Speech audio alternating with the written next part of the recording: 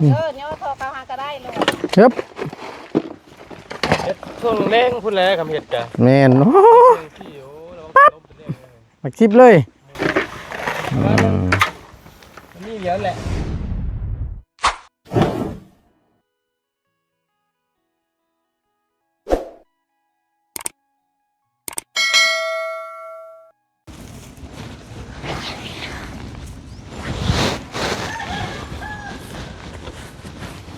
จังเป็นฮอดมื้อนี้ก็ได้โอ้ยพี่น้องเอ้ยเอาก่อนอื่นพี่น้องกราบสำบายดีและสวัสดีเด้อพี่น้องเด้อสำบายดีกันเบิดสุขุสุคนเนาะเพราะว่าสิอยู่ในและก็ต่างประเทศก็ยินดีต้อนรับเข้าสู่ช่องประธานป้องชาแนลคือเก่าเนาะพบเจอกันช่วงบรรยากาศฮ้อนๆช่วงเที่ยงๆว่าสั้นซะพี่น้องเนาะเอาเมื่อเช้านี่ก็พอดีทั้งเมื่อต้นก็ได้พาแม่มาหาหมอพี่น้องเมื่อเช้านี่ก็ได้มากวดพยาธิเลยว่าได้มา เอ็กโกเอ็กซเรย์เนาะเบิงเอาเลือดไปกวดเบิงนั่นแหละแล้วพอดีก็เป็นหลายโรคพี่น้องเลยที่ว่านั่นใดเส้นเม็ดเลือดพลอยแตกว่าสันมันเลยเฮ็ดในเกิดตุ่มตามแข้งตามยังนะพี่น้องเลยคือที่เห็นแหละซ้ำลำไปเบิด ในวันนี้มันก็บวกหลายโรคแล้วเนี่ยกระเพาะน้ำพี่น้องเลยสิว่านั่นแหละเมื่อยทางบ่ต้นก็ได้แล่นพุ่นแล่นพี่เนาะเอาก็มีแต่ว่าณตอนนี้ก็มีแต่นอนใช้ยาพี่น้องเลยบ่ต้นเห็นทางเมตูเมนอนใช้ยาจักคืนนึงพังเบิ่งแต่ว่าอาการมันดีขึ้นบ่เจ็บบ่ออกฮ้อนก็จังคอยออกเนาะแล้วพอดีทั้งเอื้อยแหละทั้งพี่สาวแหละพอดีมาอยู่น้ำเป็นหมู่พอดีทั้งหมดต้นก็ได้ออกมาเวียกพี่แหละมาเพื่อนน้องน้องอีเนาะมานำกัน2 คนก็บ่ยาวพี่น้องเกินมาฮอดหากระฮอดเบิ่งหนึ่งเนี่ยป้าฮอดแท้ฮอดว่าเนาะเอาจังใดก็ขอบบุญขอบคุณหลายๆเด้อพี่น้องเด้อที่ส่งกำลังให้ใจเนาะมาให้กับบ่ตูนโดยตลอดมาขอบบุญขอบคุณหลายๆเนาะให้ทั้งตุเมเศร้าไว้เด้อว่าสั่นสาธุแล้วพี่น้องเอ้ยขอบบุญขอบคุณหลายๆอีกครั้งหนึ่งทั้งบ่ตูนก็ได้เนาะไปเดี๋ยวทั้งบ่ตูนสิพาพี่น้องเข้าไปเบิ่งไปชมน้ำกันอีกห้อมหนึ่งเพื่อนน้องน้องอีมีความคืบหน้าจังใดแน่เรื่องงบที่จะเฮ็ดเฮือนเฮ็ดซ่านเนาะสั่งเฮือนสั่งซ่านน้องเพิ่นนี่แหละมีทางใดเข้ามาเพิ่มเติมบ่หรือว่ายังเงียบอยู่เนาะเพราะว่าทั้งบ่ต้นก็ในงบส่วนที่จะเฮ็ดเฮือนเฮ็ดซ่านน้องเพิ่นนี่ก็บ่ได้มีจักกีบจักบาทพี่น้องไอ้ที่ร่วมสมทบนำเบาดีในครั้งนี้เนาะก็ยังบ่มีพี่น้องเอ้ยเป็นอีกเคสนึงเนาะพี่น้องที่ณตอนนี้ได้รับการช่วยเหลือแล้วก็ตั้งเสาแล้วก็เฮ็ดห้องน้ำพี่น้องเอ้ยโอ้กำลังเสียวดินเข่าอยู่ต่อรุ่นแบบใส่กระมังบ่ได้เดี๋ยวนี้แค่ใส่กระซ้ำนะพี่น้อง เห็นแล้วก็โอ้ยเนาะว่ากำได้รถเข็นก็สีคล้ายอยู่แต่ว่าขุดเก่าก็ได้ดีตรงที่ว่าดินมันใกล้นั่นแหละพี่น้องขุดตามโพนตามยังแล้วก็มองใดมันนุ่นๆเดี๋ยวขุดแล้วก็แกเข้าไปใส่เนาะก็ใช้เวลาหล้นเติบอยู่ดอกเพราะว่ามันก็เพื่อสิเต็มเนาะแต่ละห้องก็ค่อยๆขุดไปว่าสั้นซะซอยๆกันไปเดี๋ยวเข้าไปเบิ่งไปชมน้ำกันอยู่พุ่นแหละอยู่ทั้งในพุ่นแหละตามข่าวเป็นน้ำอีกรอบหนึ่งนะพี่น้องเนาะห่อนจำมันนี่ก็ได้ไปผักหญ้าขาหุ่นทั้งนี้ก็จะเป็นหมักถั่วหมักแตงเนาะสะดีน้ำเนยแต่ก็2 ต้นผักนี่ก็ได้โก่งโกยอยู่ท่านเนี่ยห่อนจับอุณหภูมิถือว่าห่อนแห้งพี่น้องมันนี่ ชูงลายอันนี้ก็สิเมนขุดเอาดินบ่นี่หมุงตุงอยู่อึ๊บนี่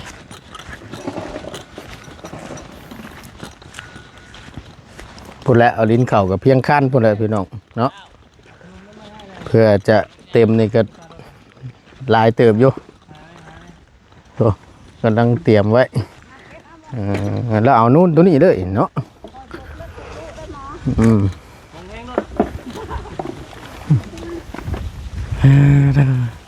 ดีแต่มันใกล้หน่อยเนาะพอได้โพสนี่เนาะทักแค่นี่เนี่ยโทรเข้าหาก็ได้เลย ครับ ช่วงแรงพุ่นแล้วคำเห็ดจ้ะ แมนปั๊บมาคลิปเลยเห็นบ้าขนมไหมนะ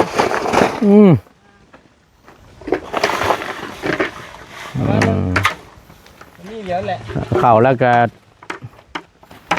พดน้ำใส่น้ำเนาะโอ้ย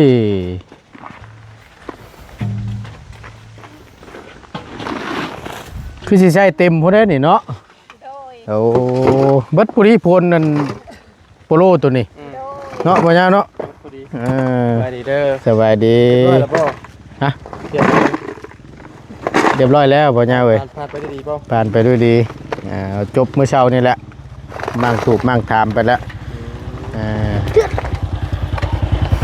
นี่เปื่อยๆอยู่สบายดีละเดี๋ยวสบายดีแล้วตัวเด้อสบายดีเจ้าเอ้าฮ้อนจ้ำเนาะขนมให้เปิดได้คนนั้นเก่งคนนั้นกินก่อนเอาพักตาก่อนโอ้บริยากได้เปิดจะชื่อเราอ่ะมาน้องตาก่อนเก่งบ่เปิดได้บ่เจ้าน่ะลองเจ้าลองอูดูเอาโหยันช่างจำนี่เราอ่ะ32,000ฮึบหันใจแทบสิบ่ทันเปิดได้เลยปาดไหมเปิดเอาตังเปลี่ยนกันฮึบฮึบให้โอกาสคนหนึ่งชามครั้งเห็นอะไรก็เห็นรถใช้เขียวเด้อให้โอกาสคนละชามครั้งบอกใช้เขียวบอกให้ใช้เขียวทำหรอกว่าให้บอกให้ใช้เขียวบอกเอาได้ตัวน่ะวะมือรุนล้วนชามแล้วว่าเจ้าน่ะโอเคเอาให้ทั้งปูทั้งหลังนะมวยมาไงมาเพราะคืออยู่เลยปูนี่ใหญ่ชับบ่รอดอยู่นี่เฮ็ดมันมื่นเอาอีกช่องข้างเฮ็ดอะไรก็ได้บ้ายังพอฉากมาปล่อยเป็นอะไรยอมบ่บอกให้เพิ่นเบิ่งก่อนให้เพิ่นเบิ่งก่อนเบิ่งหลักการเบิ่งก่อนมันมีวิธีอยู่หรอกเราอ่ะเอาเฮ็ดคักเฮาบ่ได้กินบาดนี่เอาเมื่อก่อนเบิ่งก่อนเบิ่งเดเรียมมันก่อนเราอ่ะเรียบร้อยบ่ผ่านนี่ยอมละบาทนี่ซอยกันเอาซอยกันลองเบิ่งซอยกันครับยากอะไรก็เจ็บจุกค่ะเห็นเลี้ยวสิที่โมเมนต์ยังน้อยก็ว่าโบน้อยโมเมนต์ยังเลยแต่ข่อยก็ยังเปิดมาเลยกว่าได้เคยเนี่ยได้แสบันแควฮึบว่าโก้หลังตับรถแต่ไอ้แควสิรอนบันนี้แหละแขวยังบ่ได้มาดิตายคักบาทนี่พี่น้องบ่ได้ไปตู้ใครไว้ครับว่าตีพี่น้อยเจ้าเฮากับใครบ่ได้กันจักเคยเปิดแล้วบ่ได้ถ้าเคยเองด้วยใครบ่ได้ตายคักบาทบ่ได้กินบ่ไปตู้ก็บ่ได้สิบ่ได้รูปไหลย้อนบ่มันก็สำดิ้งแล้วดิสำดิ้งอยากกินเหล้าแล้วโอ้ยเปิดบ่เป็นเด็บขูดเลยเบิ่งหาละบาเบิ่งละบาสิเบิ่งให้เฮ็ดยอมเลยเอาเจ้าตัวเองบัดนี่เจ้าตัวเอง เจ้าตัวเองก็บ่ฮู้เลย นะแบงมาพี่อันให้2มือรถมา ฮะ เอา ข่อยเคยทานนั้นบ่ข่อยตอนแรกอ่ะข่อยว่าสิกิน แกบ่ได้ แกบ่ได้ข่อยได้กินตัวเป็นธงนั้น โอ้ยเราไม่ตู้เราอ่ะโอ้ แกเอากับไผมารู้จุดนี่ หัวแล้วเคยให้มีตู้เราลงมือกว่าน่ะเราเองผ่านน้ำร้อนน้ำหนาวมาก่อนแล้ว เห็นว่าก็ได้ มีตู้สิลองบ่ บ่ร้องเลยลูก เอาผ้ามา ยก โยก มันง่ายแท้ๆเนี่ยนะ จะเสียลองบ่จ้ะ บ่อีหลีเบิ่งดูฮะ จะเสียก่อนบ่ ฮะ จะลองก่อนบ่ บ่ขนาดเจ้าตัวยังแก้บ่ได้เลย จะเป็นเฮ็ดได้เด้อ ยอมกันแล้วข่อยก็ได้ ถ้าว่าบ่เสียออกได้ ฮะ ถ้าว่าสิกินได้ข่อยว่าสิกินข่อยเปิดบ่ได้ข่อยยา32,000 อืม เพราะว่าข่อยว่าสิซื้อกินเลยบ่ทันได้กินข้าวเลย เจ้า ว่าเห็นมันตลอดแซ่บแท้แต่ว่า จะเลยต้องกินตัวเป็นทุงงั้น เปิดบ่ได้บัด เปิดบ่ได้ หาโก เอามาให้น้อยนี่เปิดครับเปิดบ่ได้กัน บาดมือมาจักบ่ แล้วมือฮะ ยันเน็บมือฮัก เดี๋ยวเพิ่นจะครับ เปิดกล้องขนมหัวยาวเล็บมือจนฮักเน่นดิจ้ะเนาะเฮ้ย มันเห็นมันนั่นก็เจ้าก็ยังคุ้มอยู่เนาะ โยกอยากเราอ่ะหมดตีได้เนาะ ผ่ามาตายครับ ใส่ก้อยเรียบร้อยบานนี่ จะเติมมีหน่อยเพิ่นบ่ ยังแต่มีหน่อยพูดป้อใหญ่แน่โอ้คมเลยผ่ารุ่นนี่ ฝากเลย โอ้พันกระลูกคักจะได้นี่ เบิ่ง นี่เดือมมาก โอ้ยเจอตาอันไม่ว่ากันอยู่กันแหละ เห็นเนาะ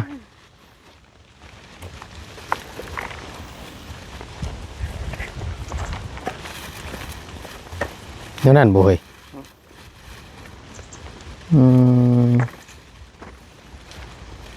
กาว คือว่าเฮ็ดคักแน่เลยบ่ เอากันเด้มวยลมเข้า บ่ หันมาดูบาดอันนี้หามาจีกันเลย งากูเหรอทั้งนั้นหัวอะไรทั้งนั้น เอาไปใส่แป้งนัวไปตู้ อัน ใส่ ที่ได้เลยเนาะไป ใส่ แก้ เกลือไปด้วยกันสิคันบ่ได้อีกแล้ว บ่ง่ายอยู่ล็อกบ้านนี่ กันด้วย อันนี้เน้นสุดแล้วบ่มันบ่เนี่ย มันหมูมีเกี่ยวแล้ววะ เกี่ยวยามัน งัดนมรูปอันนี้อันนี้โอ้ยเนาะ จะคือบ่จิกจันบัดเฮาเฮ็ดได้แล้วมึงถึงว่าเฮาจิกบ่ได้เฮาจัง จันเนี่ย เป็นเลขกาวค่ะ เจ้าบ่ได้กินหรอกติเจ้าสิกินได้ไหมบ่ เขาได้เอาได้ขนมนี่ครับพี่น้องกันบ่เฮ้ยมานะเคียงข้างกันนี่ มีบ่ลายพี่น้องกันเนาะ พอมีแห้งคนขี้ดิน เสียบได้เอ้าใจดุเอา เขายกอยู่ทั้งนั้น เกาอีกยังเกาบ่ได้กินที่นี่บ่ไปเบียกอย่างเดียวได้เพื่อนเนาะ เนาะ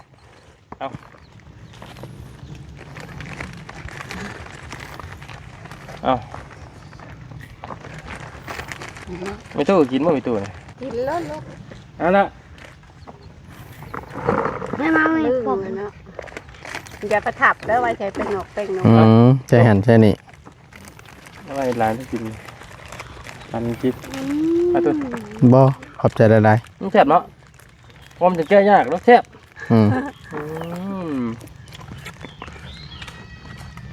เอ้ายังผู้หนึงบ่ล่ะยังผู้หญิงเนาะ เสียงแอ่โดนเมื่อกี้นี่ อยู่น้ำพอ ข้าว ป้าซะเอาออกป้าก่อนเด้อ โดย มันแดดได้กับบ่จะพากันเฮ็ดได้อเฮ้ย เนาะเป็นลมไหนถ่ายแดดอ่อนก่อนจังเฮ็ดให้มันช่วงแดดอ่อน หากับคูนหวานนี่ลูกเอ้ยหิวจะคู่ รถ ตอนเช้ากับตอนแรง รถเข็นบ่มีบ่คือจังว่าได้ใส่กระชามแก้ว บ่มี โอ้ ว่ารถยู่อันรถเข็นนึงค่ะคือเนาะ แม่นถ้าได้รถเข็น ที่บ่โดน กำได้รถเข็นคันหนึงก็สิใกล้อยู่ ใช่คู่หิวเอาลูก นี่น่ะคือสิได้นี่น่ะ คิว เพื่อจะได้แต่ละนาน เล็กนิดหน่อยลูกไอ้อีช้าเพื่อน เล็กน้อยลึงสิ อืมอืม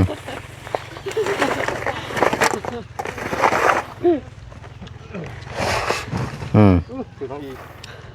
คนกุมเลยติ เด้ง ข่อยกันนึกว่าอันตีข้องเลาะทง ซื้องัว จึงงัว ซื้อได้ตะกี้น่ะ อืม เพิ่นประกาศหาซื้อแหละประกาศเพิ่นนี้ เนาะ คนบ่ทำบ่หันสิตีเจ้าของซื่อ พาเดียวเอา ป้าขอบใจได้ซะเด้อ โดย ดีมีแฮง เจ้า ป้า เจ้า ก่อนบาดนี้เด้อสบายดีเด้อน้องๆเด้อสบายดี โอ้ยเนาะเอาเบิดพ่นนี่ก็คือสิหลายเติบอยู่หรอกเขาว่ะ โดย เนาะจะเอาหม่องนี่บ่ใส่นั่น เพื่อน คนจะเฮือนกะ โดย ห้องน้ำห้องในขุดแล้วหรือบ่ แล้ว อืมจักแมทนั่นน่ะ ก็เม็ดบาลีเทกมือนะ โอ้ ว่าหำจักเม็ดว่าบาลีเทก ให้มันบ่ให้มันบุ้มไป เลิกเติบได้หั่นเนาะ โดยเลื อ๋อ อก เอาคอยเฮ็ดไปเด้อ โดย อันถามในอันงบที่จะเฮ็ดเชือนเฮ็ดชานนี่ก็มีมาเพิ่มเติมอยู่บ่หรือว่า ทำใด ยังบ่มีทางใดบ่ ยัง อ๋อมีตั้งแต่ช่วงเบายาวนั่นบ่ โดย อันเบาดีเนาะ บาลียัง มันยังบ่ยาวฮะ ไข่แตก เอ้าเป็นได้ไดน่ะตายคักบานนี่ข่อยว่าสิได้ต้มสิมีอยู่บ่ได้ต้มซะแล้วเนาะ ทอดมันละกัน อืมเอาก็หลายเติบอยู่พูดแล้วคูณใช่จนเพียงกับคันพูดได้เนาะ โดย และให้หน้ามองใดให้ไหลมันนุ่นๆก็ไปคุดเอามองนั่นแหละ โดย ต่างแปลงให้หน้าไปนำ โดยเอาหมดนี่ที่ลูกเปล่าให้นาอีก เอาใส่ห้องตัวนี้ก่อนทาง หมอกำไรรถเข็นเนาะอย่างบ่ได้แท้จะคันหนึ่งซะ โดย พอได้ขุดแล้วก็ คื ยุ่ อง มาหอยไผ่ ใส่ ไว้แล้วก็ให้พาเดี๋ยวขนเขากับลูกมืออะไรมันน่ะขนเขาลูกเอ้ย เออ ขนเขาแมลงมาหอยไผ่ไว้นี่แล้วก็พาเดี๋ยวขนเขา ยามอาศัยอันเฮ็ดยามช่วงแดดนอนแล้วก็ยามคืนน้ำ โดย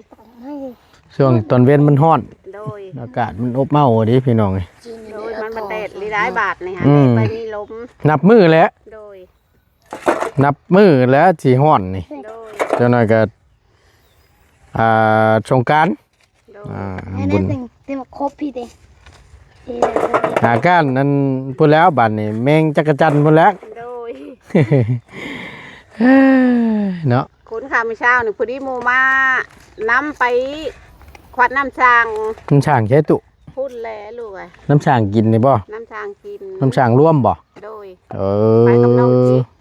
เออ น้องกิ๊กลงพอดีท่วมหัวน้องกิ๊ก เออ น้ำเต็มข้างแล้วเป็ดหนูหลักลง อืม พาเดียวตัก เนาะครั้งนี้ลิซ่า น้อง นี่ กิ๊กก็ว่าอยากนอนหรือว่ะ อยากนอนแล้วหมูเอ้ยว่ะอยากนอนก็ไปจะก้นว่ะ อืม น้ำบ่ยากว่ะบุกมืออยากนอนเลย เฮ็ดอะไรมันน้ำช่างร่วม เดี๋ยลงน้ำมันแล้วลูกอ่ะ เด้ เนาะ ไอ้หมูชื่นตานอน น้ำช่างร่วม โดย แต่พอไปกับบ่ได้แล้วเพราะว่า ไป ตัก น้ำเดียวตักน้ำเดียว4 คน อืมช่วยกันเฮ็ด โดย คือว่า หมู แห อ ละ ยากนอนก็กินใบนอนนั่นแหละลูกอ่ะสุกลงน้ำน้ำกัน เออได้พอสร้างเพิ่นบ่ได้มามื้อนี้เนาะ มา เพิ่น เพื่อนมาชงแนวกินให้เพื่อนได้ชิ้น โอ้ ที่เป็นเพื่อนชื่อชิ้นเขาเห็นเพื่อนมาชงให้ชุมลูกมันเด้ อืม มาวันเด้แม่ว่าพกพ่อช่างเอามาให้ว่ะ อืม เพื่อนก็มาชงบ่ว่าบ่ร้ายเพื่อนก็มาชงเนาะ แต่เพิ่นก็เมื่อเลยบ่น่ะ เพื่อนมื้อว่ามื้ออื่นว่าสิย้ายมาพี่ว่า อ๋อ วันนี้หันยังต่อกันใดว่าเฮือนน้องตัน อ๋อยังนึงเดือแต่บรรลัยหัน โดย แล้วทั้งนั้นแล้วแม่นสิมาพี่ โดย สินะห อื มูเก่ง มอดเอาสั่นเนาะ โดย โอเคสั่น เพื่อนมือเล็กมือน้อย เออ จ้าเพื่อนเพคานมาแล้ว ดีแล้วดีแล้วเนาะเฮือนรถไทยบ่มีบ่เฮือนรถไทย บ่มีรถไทย ตาย บ่มีแต่โค้งมันฮะ คำไรเฮือนมันยังใครอยู่ โดย เพราะว่ารถไทยเจ้าก็มีเลย แม่น มีแต่ไปอันนั้นน่ะ ไป อันเฮือนน้องกิ๊กบ่มีบ่เฮือนมัน นี่ก็พอเพิ่นเอาเมื่อบ้าน คือบ่ยืมน้ำเพิ่นแหน่ยืมในครัวว่านั่นนี่ เพิ่นเมื่อเฮ็ดน้ำเฮือนเขา บ่ โดย ลูก แถวบริเวณเคียงใกล้เคียงนี่เด้สั่นรถเทือนรถไถเพิ่นถ้าเพิ่น เฮาบ่เคยยืมมันก็บ่กล้าลูกอะ บ่ โดย อ๋อ เฮาก็บ่กล้ ยันว่า เคยยืมได้เถียงน้องกิ๊ก ใกล้ๆนี่เนาะนี่พี่น้องโอ้ย เอาไปเถียงน้องกิ๊ก อือ ไปดอกเห็นน้องหอนก็มีแต่เอารถเฮือนรถน้องกิ๊ก มีแต่ว่า เอง คอยเฮ็ดไปเท่านั้นแหละสั่นเนาะ หิวไป คอยหิว หน่อยลูก มื้อละคุมื้อละใดคอยเฮ็ดไปเดี๋ยวเฮาย่างมีบ่ห้องน้ำกันเด้อซั่นเด้อ โดย ว่าเด็กซำใดพี่น้องเอ้ยเบิ่งประตูนบ่ได้มาหลายมื้อแหละย่างเบิ่งห้องน้ำก่อนจักหน่อยหนึงแล้วจังสิเอาขนมให้ลูกหลานเพิ่น4ท่อพอดีเนาะท่อละ50พังละเม็ด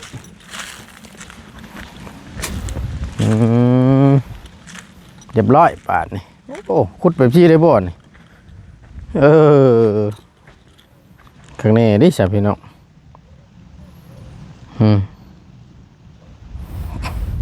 ได้แล้วทางนี้โอ้ขุดลงไปเจอขี้ดินเนาะหินเฮขุดแบบพอดีอันท่อเลยนี่กระชัดรัดเลยนี่คักอยู่เนี่ยเนาะโอเคพี่น้องเอ้ยอันห้ามไปอันระบ้าเสียขนมให้ไปพอได้แบ่งกันกินอีกไปห้อนแต่แท้มาเอานั่นระบ้าไปพอได้ไปแบ่งกันกินห้อนดีพี่น้องอากาศอบอ้าวเฮงพักผ่อนนี่เด้อสั้นแล้วบ่ได้ห้อนคือสั่งนี่เป็นลมเป็นแรงได้ ได้ตู้แม่นะ ใครแน่บ่ยาวเว้ยใส่ยาหั่นแหละ เป็นที่เก่าบ่ ปัญญาติเก้าแล้วก็สิว่านี่มันบ่แรงนี่ให้นอนใช้ยาก่อนว่ะให้นอนใช้ยาก่อนจักคืนจักไรแล้วจังว่ากันสิอะไรก็ได้เมื่อยบ่ยาวเว้ยสิว่าอะไรแดนพูดแดนพี่ข่อยก็เอาครับโอเคไปท่านพี่น้องขอบคุณหลายๆทั้งหมดตนจะได้ขอลำลาจบคลิปปิดคลิปลงไว้เพียงสำนีก่อนอยู่ดีมีแห้งพี่น้องพบเจอกันคลิปหน้าเด้อพี่น้องเด้อสำหรับคลิปนี้บ่ตูนลาแล้วสำบายดีเด้อ